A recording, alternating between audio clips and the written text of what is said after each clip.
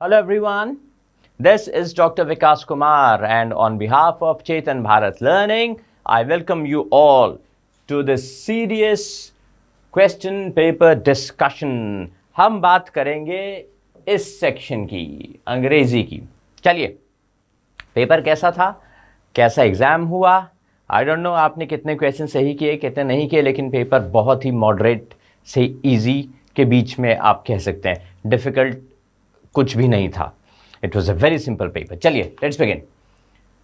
सो ठीक है जी, in this section each item consists of 6 sentences. 6 sentences हैं जिसमें से फर्स्ट और सिक्स्थ दिए होंगे, यानी कि ऐसे सेंटेंस 1 सेंटेंस 6। हमने बीच के जो सेंटेंसेस हैं उनका करेक्ट ऑर्डर डिटरमिन करना है, और ऐसे पी क्यू आर और एस जंबल्ड अप है, हमने उनको सीधे ऑर्डर में रखना है so that they make a a coherent paragraph. So let's begin. The first question is, hunger and malnutrition are outcomes of food insecurity or the inability to access adequate food and nutrition. ठीक है जी. And sentence 6 reads, it is most likely that India is going to miss the Millennium Development Goal in this regard. ये तो हम समझ गए कि बात hunger की हो रही है, ठीक है। In 2001 and 3, every fifth Indian was found to be undernourished. ठीक है. And the rate of decline in the proportion of the undernourished through the 90s was much slower. अब 90s की बात हो रही है, ठीक है जी। तो understood. Decline in poverty head count ratio. R says hunger-related poverty remains one of the major deprivations. All right. और S में है, in fact, the proportion of the undernourished people remained stagnant at 21% in second half of 1990s, and the number actually increased. So now we need to see कौन कौन से sentences हैं जिनके pairs हमें दिखाई दे रहे हैं। R को एक बार देखते हैं ज़रा। Hunger related poverty remains one of the major deprivations in India, ठीक है। उसके बाद आप P को देखिए। In 2001 and 3 हर 5वां Indian was found to be undernourished, और R में क्या है, remains one of the major deprivations. So P जो है वो R को फॉलो कर रहा है, सेम कॉन्टेक्स्ट की बात हो रही है। सो एक पेयर मुझे मिल गया है, R और P, these are forming a pair. देख लें, ठीक है जी। चलिए इसके बाद और कोई पेयर देखते हैं। अच्छा, सेंटेंस 1 को देखिए। Hunger and malnutrition are outcomes, results हैं ऑफ फूड इनसिक्योरिटी या फिर inability to access adequate food and nutrition, right? बिल्कुल ठीक। अगर इसको हम कहते हैं, हंगर और मॉल न्यूट्रिशन को इंट्रोड्यूस यहाँ पे कर दिया गया है, तो keywords hunger, hunger, right, related one of the major, उसी के इंट्रोडक्शन में वो सेकंड पॉइंट है। वो कहते हैं कि आउटकम्स हैं किसी चीज़ के, और उसके बाद वो बता रहे हैं कि वो मेजर डिप्रिवेशंस में से एक है। सो दैट मीन्स आर और S1 भी पेयर हो रहे हैं। सो S1 आर एंड देन उसके बाद P। सो ये कॉम्बिनेशन मुझे सिर्फ ऑप्शन ए में मिल रहा है। अच्छा चलिए, एनी हाउ दूसरे सेंटेंसेस को भी देखते हैं। ऑप्शन ए को भूल जाइए फॉर द टाइमिंग। आर और पी हमने इकट्ठा कर दिया। देखिए पी के बाद, पी में हमने कहा कि अंडर नरिश्ड 2003 में, right, every fifth Indian was found to be undernourished. अब what does Q read? The rate of decline in the proportion of undernourished through the 90s was much slower in comparison to the decline in poverty head count ratio. और S को देखें, in fact the proportion of undernourished people remained stagnant at 21% in the second half of 90s. ये दोनों sentences 90s की बात कर रहे हैं। So R, P, Q, S दोनों ही sentences 90s की बात कर रहे हैं, right? So दोनों को बाद में आना चाहिए, ठीक है। अब किसी को ये डाउट होगा कि 2001 का स्टैट्स पहले क्यों और 90s के स्टैट्स बाद में क्यों, तो हम क्यू को पढ़ते हैं एक बार फिर। Rate of decline in the proportion of undernourished through the 90s was much slower in comparison to the decline in poverty head count ratio. और अब आर को देखिए, रादर पी को देखें। ये जो कहानी है, every fifth Indian was found to be undernourished, इससे पहले क्या थी वो 90s में है, इसीलिए this comparison, this contrast is making sense. Alright, so let's move to the next question now. The Indian meteorological department IMD बना था 1975 में, तो ये तो ओपनिंग सेंटेंस ऐसा ही साउंड कर रहा है, राइट? और उसके बाद these predictions have an effect on the Indian economy that beelies any belief, यानी उसको झूठा साबित कर देते हैं, that the economy of our country is not solely dependent on agriculture and the rains that feed it. Okay, so fine. The meteorological department is perhaps also burdened with the most critical form of soothsaying, that is forecasting the monsoon. All right, एक sentence हो गया, very relevant.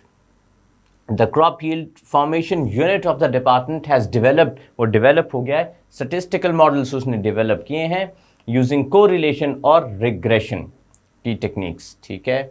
इसके बाद the IMD ने issue किया है first operational long range forecast of seasonal southwest monsoon, all right, and it is the natural service and the principal agency, all right. अब ये जो एस को पढ़ेंगे बाद, it is the natural meteorological service and the principal agency in all matters related to meteorology. So अगर मैं कहता हूँ कि चंडीगढ़ एक बहुत अच्छा शहर है जो कि it was established in the year let's say 1759, let's say for example, तो नेक्स्ट सेंटेंस शायद ये हो सकता है कि उसकी अगली क्वालिटी बताई जाएगी कि Chandigarh is a very beautiful city, right? So similarly अगर वो लॉजिक हम फॉलो करें ना, तो इंट्रोडक्शन को कंप्लीट किसने किया है? इंट्रोडक्शन यहाँ पे शुरुआत हो गई है ये इससे, और कंप्लीट हुआ है इंट्रोडक्शन एस में. सो ये तो मुझे नज़र आ रहा है कि S1 और S इनका पेयर है, S पहले आना चाहिए, ठीक है? उसके बाद okay, now you look at our IMD Indian ये meteorological department, right, issued the first operational, तो जब बना वो कैसा है, उसके बाद first operational long range forecast, काम तो उसका वही है, तो जो जब फर्स्ट यहां पर आएगा वो सेंटेंस ऑब्वियसली पहले आएगा. सो S और R का भी पेयर है, ठीक है जी, S and R are also forming a pair. चलिए देन अब Q को देखें. The crop yield formation unit of the department has developed statistical models using correlation and regression techniques. बिल्कुल ठीक. और इस क्वेश्चन पे आइए, सॉरी R पर आइए. issued the first operational long range forecast of seasonal southwest monsoon rainfall in India in 1986. So Q इसको follow कर रहा है. The crop yield information unit of the department ने क्या डेवलप किया है? Statistical models using correlation and regression techniques. So S, R and then Q. और अब एक बार T को देखें आप. is perhaps also burdened with the most critical form of soothsaying, that is forecasting the monsoon. ठीक है. और अब लास्ट सेंटेंस को देखें. These predictions, forecasting predictions, तो P ने एंड में आना ही है S6 के बाद से पहले, सॉरी, फोरकास्टिंग और प्रिडिक्शन से वो भी लिंक हो रहे हैं दोनों. सो ये क्लियरली अंडरस्टैंडेबल है that the correct option is option B. All right, so let's move to the next question. Let us pose it two questions. Pose it मतलब present करना, right? दो questions. One, that what ails our parliamentary system? हमारे parliamentary system को खराब क्या करता है? Ailment मतलब बीमारी, right? So given the current political scenario, ऐसा लगता है that India has yet to develop strong parliamentary culture. Okay. So to search for an answer, we begin with Rudolph's observation that the parliamentary life has deteriorated in India. All right. Then we have two, how democratic is our democracy. एक चीज को देखिए, two questions. One, what ails a parliamentary system? Two, how democratic. So ये तो clear हो गया कि Q ही आना चाहिए S1 के बाद, right? अगला देखते हैं. All right. अच्छा, अब जब दोनों questions हो गए और question mark भी है, तो definitely इसके बाद आंसर ढूंढेंगे. To search for an answer. So P simple हो गया, Q और P. इसके बाद for a system to survive, grow and prosper, it needs to be supported by a democratic political culture. yes, it should be the correct answer. Why should it be so? Because ये connect हो रहे हैं. और आप S को देखिए, there is an organic connectivity between a parliamentary system and parliamentary democracy, right. और अब S6 को देखें, given the current political scenario it appears that India has yet to develop string parliamentary culture. और S में क्या है? Parliamentary democracy, parliamentary culture. So QPRS, very simple, option D. People of every country think very highly of themselves, बिल्कुल, and consider their country the best or the greatest, बिल्कुल. We should accept whatever good we may find in other countries. Right, absolutely right. Okay, P says and discard what is bad. तो P तो हो नहीं सकता, right? Just a no man can be thoroughly good. Okay. One must cultivate the ability. अच्छा चलिए, बाकी सबको छोड़िए, एक चीज़ को अंडरस्टैंड करते हैं. People of every country think very highly of themselves and उनकी country greatest और best. Q को देखिए, no country can be absolutely good. तो contrast introduce हो गया है. So Q ideally सबसे पहले आना चाहिए. All right. इसके बाद है चलिए, one must cultivate the ability to discern the good from the bad. तो अगर Q को देखते हैं ना, so Q reads, where is Q? Here. No country can be पूरी तरह good, क्योंकि कोई भी thoroughly इंसान भी सही नहीं हो सकता, सब में अच्छा और बुरा दोनों होता है. सो R में उस चीज़ को फॉलो करने वाला एलिमेंट है. One must cultivate the ability, हम सब में वो एबिलिटी होना चाहिए कि हम पहचान सकें और अलग कर सकें अच्छे और बुरे को. So R forms a pair with Q. Then all right, we have to keep what is good. जब हमने ढूंढ लिया अच्छा और बुरा क्या है, तब हमें अच्छे को रखना है. बहुत इजी है, S. उसके बाद और बुरे को छोड़ देना है, P. So yeah, C, option C. That is the correct answer. Let's move to the next question. Okay. Poverty is wrongly considered an evil. Okay. To abolish poverty would be to destroy the soil upon which mankind produces the virtues conducive to higher civilization. यानी poverty को बुरा माना जाता है, लेकिन वो इतनी बुरी भी नहीं है, और वहीं से virtues, ये देखिए अच्छी qualities निकलती हैं. वो atmosphere conducive मतलब जो किसी चीज़ को पनपने के लिए चाहिए atmosphere, वो पॉवर्टी में ही होता है अच्छी वैल्यूज़ को पनपने के लिए. Okay, so fine. Now let's read. All right, so अब हम सारे सेंटेंसेस देखते हैं. Most of the great man on earth are those who have sprung from the ranks of the poor. ठीक है जी. And then the home of poverty free from care and social envy is characterized by love and unity among its members. Okay, the children of rich men are not so fortunate as those of poor men. हाँ, last को देखिए. The poor lead a happier life than the rich. अगर आप इस sentence को देखें, ऊपर है इतनी बुरी नहीं होती पॉवर्टी जितना हम समझते हैं, it is considered an evil, but the poor lead a happier life than the rich. तो कॉन्ट्रास्ट इंट्रोड्यूस हो गया. So ideally it has to be S after S1. चलिए ठीक है, अब हमने सारे सेंटेंसेस एक एक बार देख लिए हैं. Now look at R. Poor lead a happier life than the rich. Why? The children of rich man, दोनों रिच का कॉन्ट्रास्ट हो रहा है, right, are not so fortunate at those of poor man. So R is forming a pair. S और R का pair है. Okay, ठीक है. Then look at Q.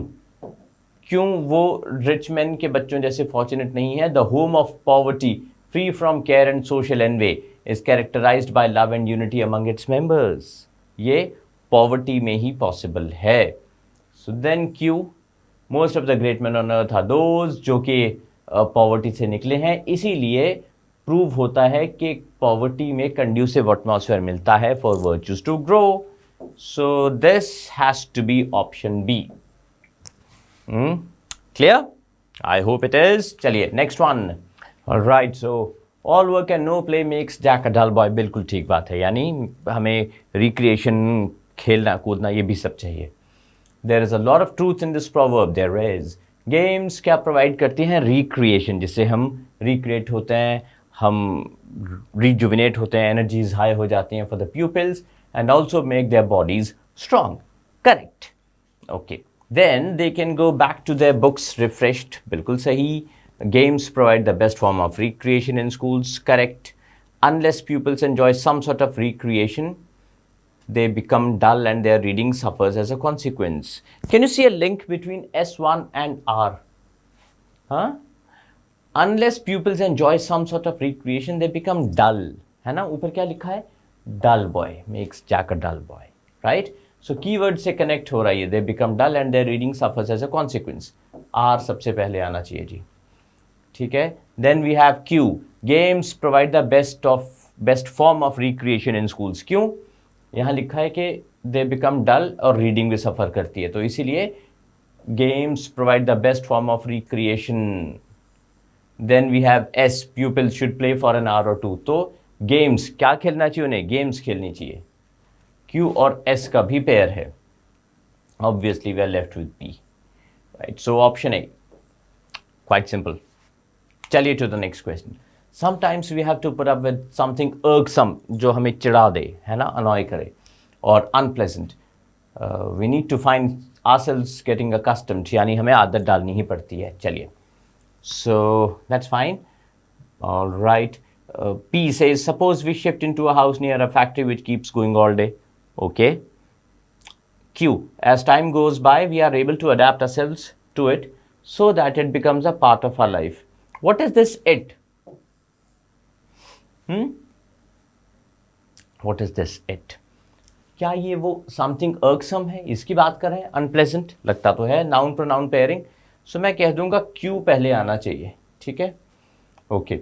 Then we look at R. Thus we can get used to anything. So if we are able to adapt ourselves to it so that it becomes a part of life, thus we can get used to anything. अगर हम annoy करने वाली चीज़ों के साथ adjust कर सकते हैं तो इसका मतलब है हम किसी भी चीज़ के साथ adjust कर सकते हैं.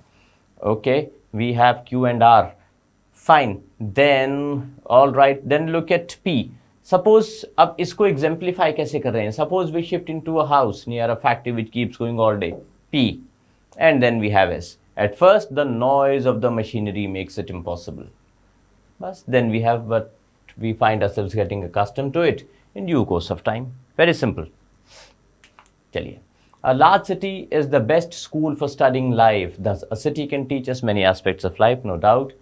If we live in a city for a year or two, we will be able to acquire a good knowledge of life. Absolutely correct. In a large city, we encounter different types of persona. आप देखिए pair ढूंढने की आदत डालिए. A large city is the best school for studying life, right? In a large city, we encounter different types of persona. Clearly पता चल रहा है कि Q पहले आएगा S1 के बाद. ठीक है? तो same context में बात हो रही है ना? Okay. So Q will be the first sentence. Fine. Then the rich and the poor, the proud. अब different types क्या है वो ये सब है. Rich and the poor, the proud and the humble. So R इसके बाद आएगा. The deceitful, the innocent, the rough and the gentle. ठीक है, बिल्कुल सही. Then we have okay, the various facets of life can be found. Same. ये हैं वो various facets जो ऊपर mentioned हैं. So R और S का भी pair है. Then we have P. So option D. बहुत सिंपल था ये क्वेश्चन भी. All right. So which sentence do we think should pair with S1? Let's find out. All right. चलिए. We come across people who are elegant to a great things. Elegant जो बहुत अच्छा बोलते हैं. ऊपर क्या है? Great talkers. So great talkers are elegant. So connection तो बन रहा है. S1 के बाद R क्लियरली फिट होता है. Q, but when the time of action comes, they keep themselves away. Who? ये eloquent speakers. इन्हीं की बात हो रही है. They may. Noun, pronoun pairing. So R के बाद Q fit होता है. S, many who deliver wonderful speeches about their own greatness do no valuable service to the country. ये देखिए, they keep themselves away और इसके बाद many who deliver wonderful speeches about their own greatness कुछ खास करते नहीं है. और then P, इसका उल्टा क्या करते हैं? They serve themselves. इनका भी पेयर है. Option 2. Quite easy. Next question. Sentence rearrangement की सीरीज का last question, 10th question. Okay. Leisure is perhaps as important as work. बिल्कुल. We should take care to make proper use of leisure. Absolutely correct. Okay. And we feel tired. P तो हो नहीं सकता जी पहला. And कहाँ से आ गया? Right. Unless we have some break we can not carry on and our health may suffer. All right. Sometimes we work continuously. There you go. R सबसे पहले आना चाहिए. क्यों? Leisure is perhaps as important as work, है ना। और are को देखिए, समटाइम्स वी वर्क कंटिन्यूसली, मतलब हम लेजर लेते ही नहीं हैं। सो आर सबसे पहले आ गया, बिल्कुल फिट हो गया। इसके बाद unless we have some break we can not carry on, absolutely right, and our health में सफ़र। सो जब हम कंटिन्यूसली काम करेंगे तो क्यू में जो लिखा है वो होगा, okay. Then we have P, उसके बाद we shall feel tired which is natural, right, and then we have S, after a little relaxation we can work more energetically. So option D is the best choice. Fine, let's move to the next questions. Fine, अब हमें synonyms ढूंढने हैं. Each item in this section consists of a sentence with an underlined word followed by 4 words या फिर group of words. We need to select the option जो nearest है in meaning to the underlined word. चलिए, please use conversational language. Conversational language कौन सी होती है? जिसमें हम बात कर सकते हैं, है ना। फॉर्मल तो इसका उल्टा हुआ। इनफॉर्मल, देखिए फॉर्मल और इनफॉर्मल की तो बात हुई ही नहीं है, कॉन्वर्सेशनल की बात हुई है। जो कॉन्वर्सेशनल होता है वो डायलॉजिकल होता है, मतलब जिसमें से डायलॉग निकल कर आए, राइट, दोनों तरफ का, वो करेक्ट आंसर है। फॉर्मल या इनफॉर्मल दोनों की ही बात नहीं हुई है ना। सो कॉन्वर्सेशनल कहा है, okay. So C is the correct answer. My neighbour is malicious. Malicious वो लोग होते हैं जिनकी इंटेंशंस अच्छी नहीं होती, खराब इंटेंशंस वाले। सो जेनरस तो काइंड होता है, करेक्ट आंसर नहीं होगा। अफेक्शनेट लविंग होता है, वो भी करेक्ट आंसर नहीं होगा। स्पाइटफुल करेक्ट आंसर है, people with bad intentions. All right, let's move to the next question. I was awe inspired by his designation. Awe मतलब जब हम हैरान हो जाते हैं किसी चीज़ से, राइट, बहुत ओवरवेल्म्ड हो जाते हैं। और इंस्पायर्ड मतलब प्रेरित हो जाना। चलिए, सो डेजिग्नेशन का यहाँ पर क्या मतलब है? लुक्स नहीं, कैसा दिखता था वो, सोशल स्टेटस भी नहीं, पर्सनालिटी भी नहीं, पोजीशन, जिस पोजीशन पे वो था, okay. Words of endearment. Endearment मतलब डियर कर लेना, प्रेम बढ़ा लेना किसी से। सो डेफिनेटली प्रेज नहीं, फॉन्डनेस करेक्ट आंसर है। बहुत ईजी है ये क्वेश्चन, कन्विक्शन भी नहीं हुआ, विजडम तो समझदारी होता है, वो भी नहीं है। We should follow patience and forbearance. Forbearance actually होता है टॉलरेंस। सो टॉलरेंस के आसपास आता हुआ कोई वर्ड हमें चाहिए। एनकरेजमेंट नहीं, रिस्ट्रेंट बिल्कुल सही, सपोर्ट नहीं, कॉन्स्ट्रेंट भी नहीं। कॉन्स्ट्रेंट होता है किसी चीज़ पर कोई रिस्ट्रिक्शन लगा देना, लेकिन रिस्ट्रेंट खुद को रिस्ट्रेन करना, खुद को, राइट। सो मतलब एक्शन लेने से, जवाब देने से, बदला लेने से रिस्ट्रेन करना, वही फोरबेरेंस है। His gibbous looks make him different from others. Gibbous होता है एक तरफ की तरफ उठा हुआ, raised. So correct answer hunched है, क्योंकि जब shoulders झुके होते हैं ऐसे और ऐसे गर्दन उठा होता है तो वो hunched look है, right? So या बैक से भी कई बार बैक ऐसे उठी होती है कई लोग की, वो hunched है। So बाकी वर्ड्स को तो आपको देखने की भी ज़रूरत नहीं है। Hunched is the correct answer. She tormented me. Tormented का मतलब ऐसे तो ट्रबल करना होता है, टॉर्चर करना होता है। With her detached behavior, बड़ा कोल्ड बिहेवियर, वार्म नहीं था, नो इमोशन, वो वाला बिहेवियर। थ्रेटन तो नहीं किया, इग्नोर किया, कैजोल किया। कैजोल किया मतलब परसुएड किया किसी चीज़ के लिए, या डिस्ट्रेस किया। सो ऐसे में इग्नोर नहीं किया, उसने डिस्ट्रेस किया होगा, दुखी कर दिया होगा, दुख हो रहा होगा उसको सबसे ज़्यादा। Her rather peerless manners were noticed. Peerless होता है, peer क्या होता है? जो हमारे equals होते हैं। So peerless मतलब जिसका कोई equal ना हो, unequaled। Rowdy बहुत शोर मचाने वाले, बहुत बदतमीज टाइप, right? Irrelevant जिसका कोई लेना देना ही ना हो किसी चीज़ से। Lovable तो आपको मालूम ही है, जिसको प्यार किया जा सके, प्रेम किया जा सके। He studied mensuration carefully. Measurement होता है mensuration, तो हम सब ने पढ़ा भी होगा 10th में। Quite a simple question. They smothered the fire in the building. Smothered का मतलब होता है बुझाना, आग बुझाना। So यहाँ पे हमें एक ही ऑप्शन दिख रहा है जिसका मतलब होता है बुझाना, और वो ये है douse। आग के लिए ही इन पर्टिकुलर ये टर्म यूज होता है। ऑलराइट, चलिए इसके बाद जो क्वेश्चंस थे वो कंप्लीशन ऑफ सेंटेंस पर थे।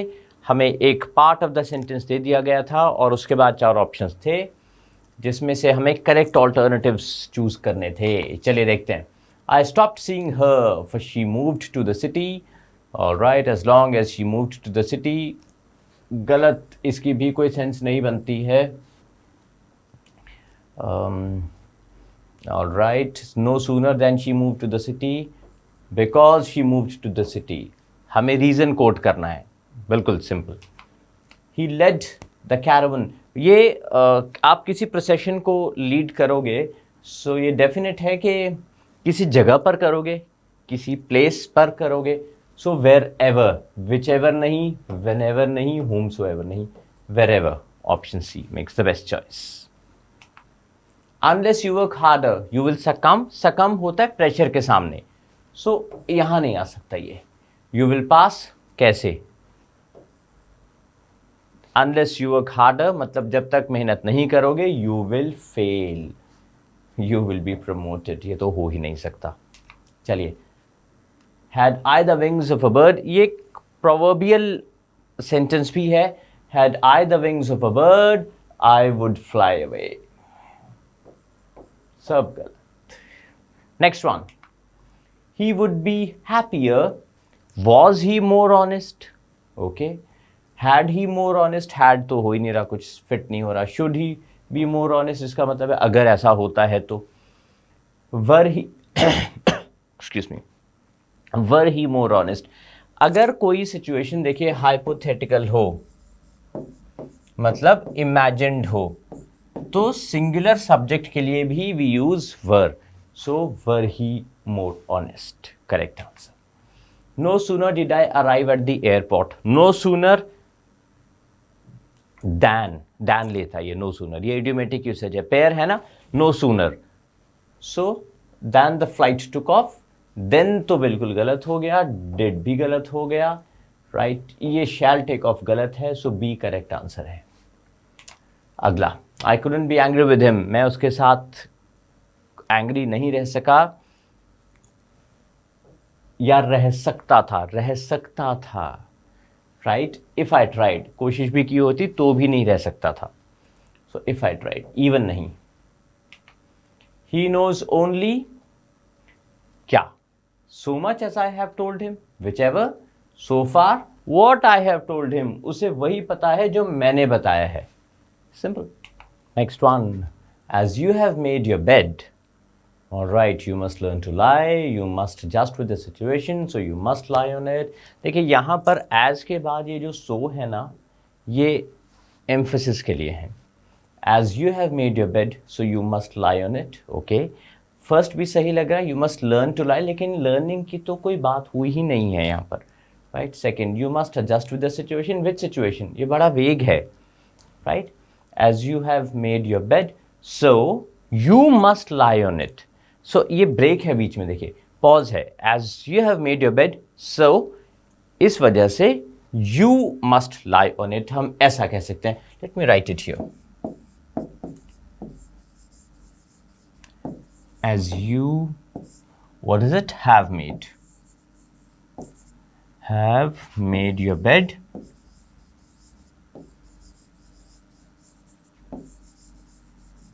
बेड, सो जैसे मैं कह रहा हूं, जो ऑप्शन 3 है, you must lie on it, lie on it. अच्छा, अब इस सेंटेंस को पढ़ते हैं। As you have made your bed, so you must lie on it, इसका मतलब हो गया because, because you have made your bed, इसलिए कि तुमने अपना बेड बनाया है, इसलिए you must lie on it. So second so की जरूरत नहीं है, राइट। ठीक है, ऐसा हमें लग रहा है, so that you can lie on it, as you have made your bed so that you can lie on it. इसको भी ट्राई कर लेते हैं, क्योंकि तुमने अपना बेड बनाया है इसलिए कि ताकि तुम उस पर सो सको, okay. As you have made your bed so that you can lie on it, ये यहाँ पर एज एक डिफरेंट यूसेज हो रहा है, ले रहा है। देखते हैं कौन सा मतलब ले रहा है एज। इसका मतलब है जैसे कि तुमने अपना बेड बनाया है ताकि तुम उस पर सो सको। Now that is a correct sentence, D is a far better choice. इसमें एक प्रॉब्लम है, इसमें 2 बार बिकॉज आ गया, ये भी बिकॉज है, ये भी बिकॉज है, therefore D is a far better choice than this. जैसे कि तुमने अपना बेड बनाया है ताकि तुम उस पर लेट सको। चलिए next one, the younger man has more money than या देन, देन तो होता है फिर क्या हुआ, तो ये तो गलत हो गया, of brains doesn't make sense, then brains is the best answer. बिल्कुल ठीक ठाक, सिंपल, बहुत ईजी था ये क्वेश्चन भी, राइट।